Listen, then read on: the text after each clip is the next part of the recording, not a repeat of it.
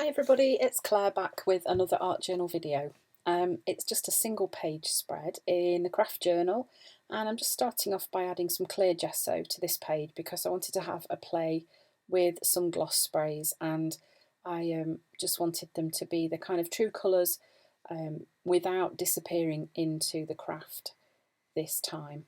So I'm starting off with eggplant, and I'm just sort of using a piece of paper to pull off the excess gloss spray there, and I'm using this angled paint blobs stencil from Dina Wakeley and Tangelo, and just adding some stenciling there. I was just taking a print from the other side of the stencil too. So I'm not worrying too much here about what I'm doing. I'm just getting some colour and pattern onto the background, and it doesn't show up brilliantly on the video, but it was quite pretty when it was finished, just the mix of colours and patterns.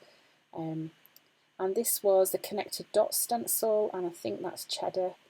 It's really pretty orange. So just playing really, just having a bit of fun, mixing these colours and seeing what happens with the patterns and the shapes. So then once that was dry, I decided I was going to use the Sprouts mask eventually, after I put some more stenciling on there.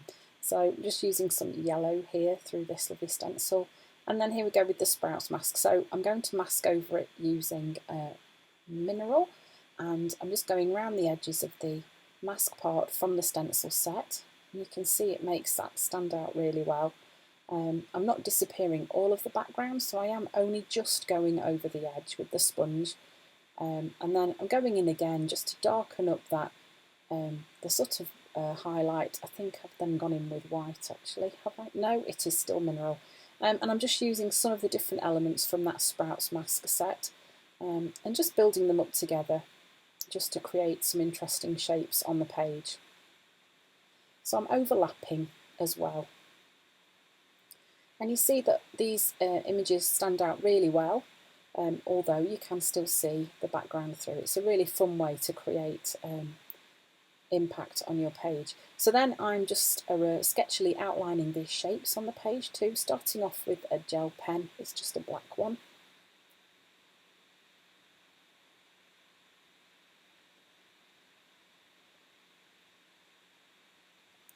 And then I decided I wanted to go around them with the Stabilo oil pencil to create a little bit more of a shadow and help those shapes just stand out a little bit more. So I'm just quickly water activating that, not really taking too much time, worrying too much about activating every single part, just whizzing around there quickly.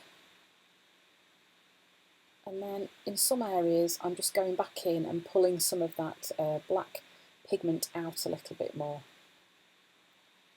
And then I'm just drawing some more leaf shapes in too.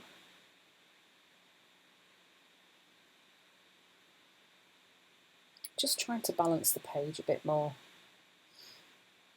Then I'm adding some magenta splatters on there and using a Posca pen as well. That was a neon pink and a light pink Posca pen. And then I'm going over these flower shapes with this Posca pen too, and just adding in some petal details to those flowers.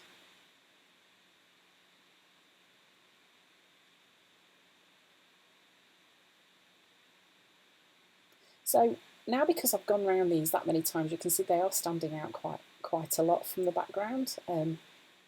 Works quite well. And then I'm just using the Signo Uniball in white, and I'm just adding some more details onto these flowers. Just playing and having fun, not really overthinking, and just kind of seeing what I feel I want to do next. Just adding some white lines onto some of the leaves as well, just trying to push those away a little bit because I felt they were a little bit in the foreground. And then I'm just drawing some white lines on these leaves, smudging them with my pen just to try and give the idea of a bit of movement on those leaves. So this is a Stampers Anonymous stamp. You'll have seen me use it before if you follow me regularly, and I was just using that with some black archival ink just to add a bit of text on to my page. So I knew that I wanted a quote on this page, so I decided I would use this little stamp set with some black archival ink and stamping it onto craft cardstock. I'm going to cut it out and stick it onto the page.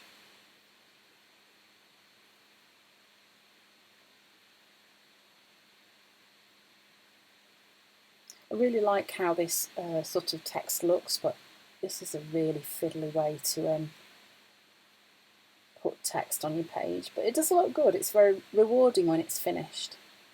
If only you could do it as fast as this.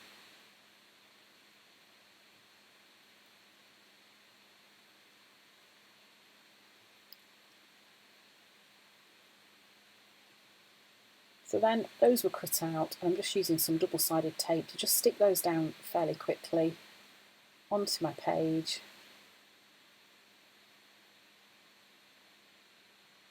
And then I'm just adding some of my signature dots on the page too,